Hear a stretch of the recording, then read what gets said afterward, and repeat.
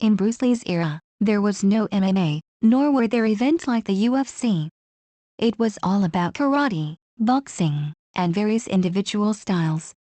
Saying that Bruce Lee lacked competition experience is not quite accurate, as practitioners from all these different styles also lacked what we would consider real combat experience, as they mostly practiced within their own circles.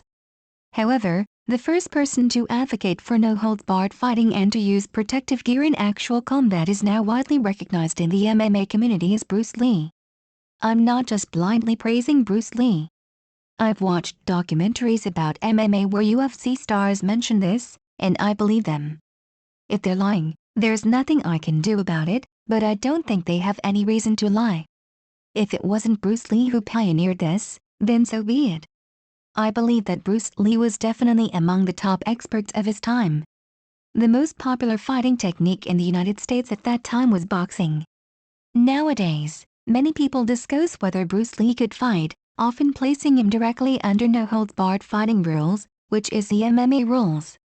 I really think that boxers of the same era, when placed under the same weight class and MMA rules, might not necessarily be able to beat Bruce Lee. Let's not even talk about Bruce Lee's ability to throw 10 punches in a second.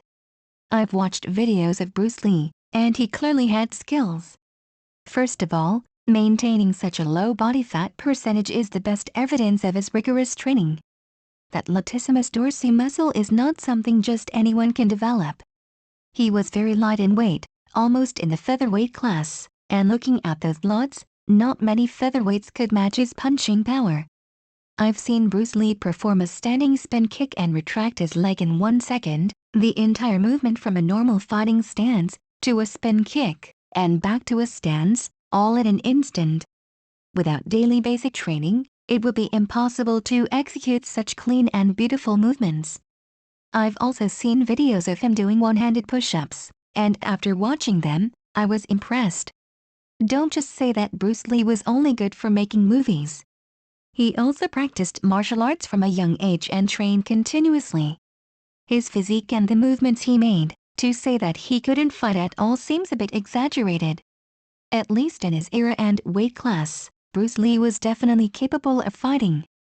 If we were to put Bruce Lee in the UFC now, he might not be ready, but if he trained in MMA, he would definitely be a talent. With his physical fitness and the basics of his leg work, he would have a real chance to compete professionally with further training.